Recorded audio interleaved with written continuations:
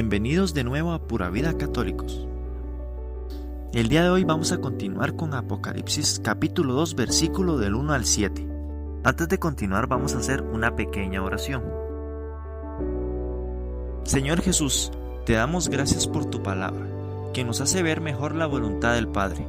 Haz que tu Espíritu ilumine nuestras acciones y nos comunique la fuerza para seguir lo que tu palabra nos hará ver. Haz que nosotros, como la Virgen María, podamos no solo escuchar, sino también poner en práctica la palabra que reflexionaremos en el Apocalipsis. Por nuestro Señor Jesucristo. Amén. Vamos a hacer un pequeño paréntesis. En estos dos capítulos, el 2 y el 3, se diferencian claramente del resto del libro, pero son inseparables de todo el conjunto del Apocalipsis. La mención de estos atributos de Jesucristo al comienzo de cada una de las cartas está tomada de la visión inaugural, y por otra parte, las promesas con las que termina cada epístola resultan incomprensibles si no se tiene presente el final del Apocalipsis y el apoyo de otros textos de la misma Sagrada Escritura, que nos ayude a la explicación de los símbolos como el árbol de la vida y la Nueva Jerusalén. Es el mismo Cristo que había ordenado al profeta escribir el Apocalipsis, es el que ahora dicta a San Juan estas epístolas dirigidas a las 7 iglesias. El plan de las cartas es uniforme y la simetría es casi perfecta, por eso usaremos el mismo esquema en todas ellas, para su reflexión. La estructura que estudiaremos cada una de las cartas se divide de la siguiente manera: destinatario, remitente, juicio de Cristo, conversión, escucha y promesa. Es importante manifestar que la doctrina de las cartas presenta muchas semejanzas con el resto del Nuevo Testamento, especialmente con los sinópticos. La epístola de los tesalonicenses y los colosenses, con epístolas de Santiago y la primera de Pedro. La cristología se presenta ya muy avanzada, sobre todo en la afirmación clara y contundente de la divinidad de Jesús. El objetivo principal de las promesas del cuarto evangelio es la vida de la gracia, la vida eterna del evangelio, comenzada ya en este mundo y que se llegará a la plenitud en la gloria.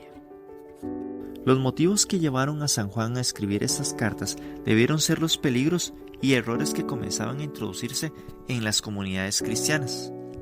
San Juan conoce perfectamente la historia y la geografía de estas ciudades asiáticas, ya que había vivido en ellas.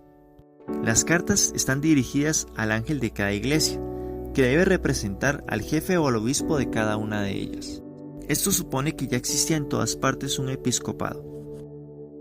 Ahora vamos a hablar de la primera iglesia, es Éfeso, nombrada en primer lugar por importancia y por ser la metrópoli de la provincia proconsular de Asia, la más antigua y rica de Asia Menor, dotada por un gran puerto, territorio muy fértil, industria floreciente, gran centro comercial entre Oriente y Occidente. Famoso templo de Artemis o Diana, séptima maravilla del mundo que hacía un centro religioso. En la época de Domiciano, centro de culto imperial.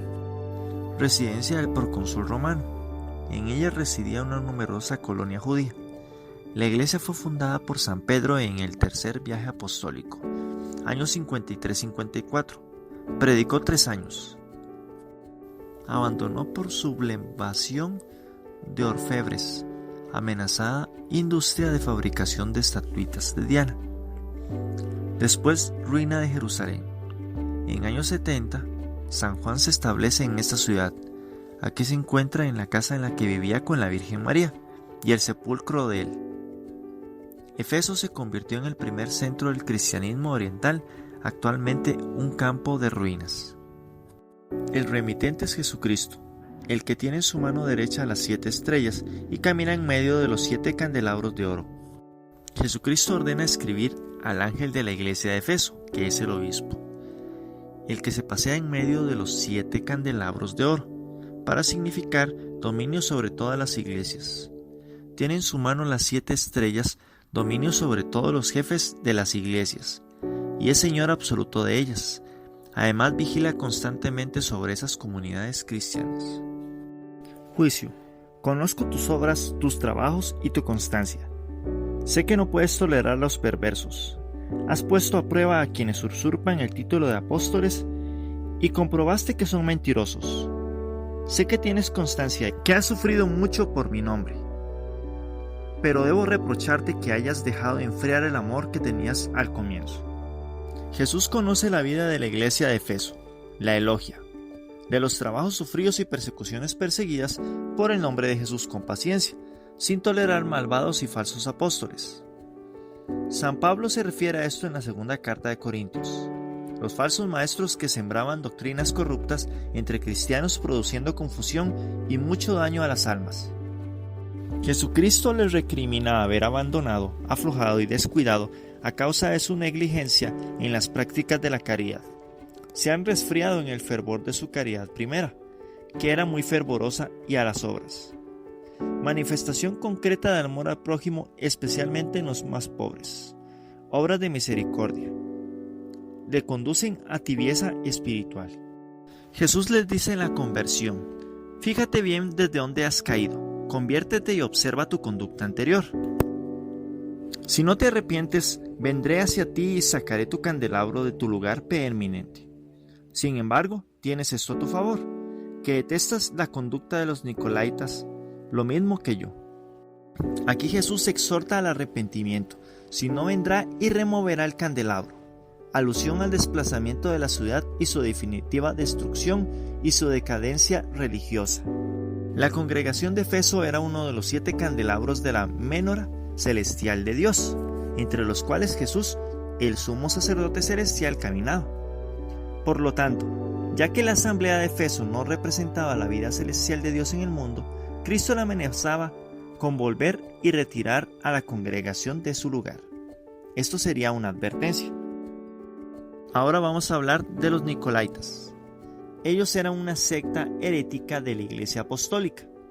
Se les hace mención en las cartas de San Juan, en las 7 iglesias que están en Asia.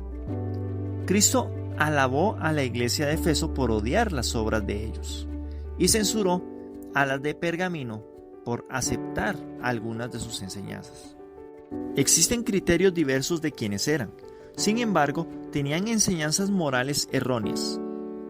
Tal vez afirmaban que la fornicación no era pecado. Jesús también habla de la escucha, que el que pueda entender, que entienda lo que el Espíritu dice a las iglesias. Habla el Espíritu Santo, inspirador de los profetas. Es el Espíritu de Cristo el que habla, que conoce el corazón de los hombres y valora sus acciones para reprender y corregir. Hay que hacer mención en la palabra corregir, ya que en esos tiempos se cree que corregir es juzgar, que no es así. Las palabras usadas por Jesús, que es el que tenga oídos para oír, que oiga, se utilizan en muchas ocasiones en los evangelios del mismísimo Jesús. Por ejemplo, en la parábola de la semilla que cae en tierra fértil y produce variada cantidad de fruto. El significado básico es el siguiente: si uno puede oírlo, uno debe obedecerlo. Ahora viene la promesa. Dice Jesús: al vencedor le daré de comer del árbol de la vida, que se encuentra en el paraíso de Dios. Ese es el premio al vencedor, que le dará el don de la inmortalidad bienaventurada gloriosa en el cielo. Ven presencia de Cristo y el Espíritu Santo, que nutrirán a los cristianos fieles con el alimento que da vida. La Eucaristía. Yo soy el pan de vida. Y con eso terminamos el video de hoy. Si les gustó el video, denle me gusta. Compártanlo con sus amigos. Denle a la campanita para recibir todas las notificaciones. Y nos vemos en el próximo video.